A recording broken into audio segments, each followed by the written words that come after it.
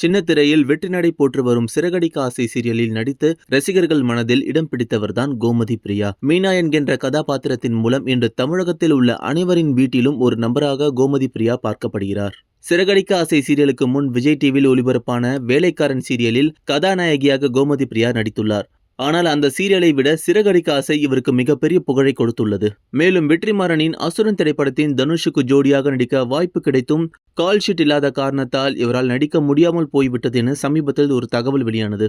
இவர் அசுரன் பட வாய்ப்பை தவற விட்டிருந்தாலும் விரைவில் வெள்ளித்திரையில் கோமதி பிரியாவை பார்க்கலாம் என ரசிகர்கள் ஆவலுடன் காத்துக் கொண்டிருக்கின்றனர். இந்த நிலையில் சிறகடிக்க ஆசை சீரியலில் நடிக்க ஒரு நாளைக்கு கோமதி பிரியா ரூபாய் 12,000 வாங்குவதாக தகவல் வெளியாகியுள்ளது. இவர் மட்டுமில்லாமல் மற்றவர்களின் சம்பளமும் இப்போது வெளியாகியுள்ளது.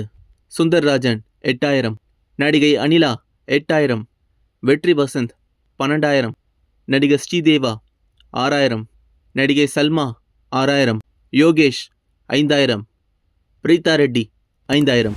இதுபோல நியூஸ் உங்களுக்கு உடனுக்குடன் தெரிஞ்சுக்க இன்னொரு பக்கம் யூடியூப் சேனலை சப்ஸ்கிரைப் பண்ணிக்கோங்க.